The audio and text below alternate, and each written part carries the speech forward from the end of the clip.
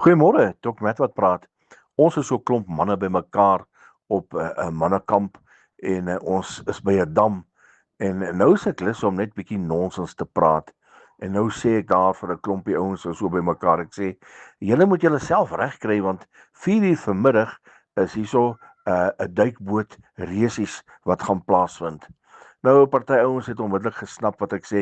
Duikbootresies, uiteraard gaan jy niks onder water kan sien nie en die ander ouens sê, "Wow, dit gaan kwaai wees." En ek hoor die een praat met die ander en hy sê, "Joe, dit gaan iets wees om te sien. Ek kan nie wag nie. Ons moet die tyd dophou. Ons mag dit nie mis nie."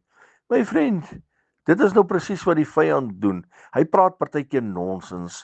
Hy praat partykeer goeters wat hy by jou oor influister en dan sluk jy dit maar net. Dan vat jy dit maar net asof dit nou gospel is. Ons moet partykeer mooi luister.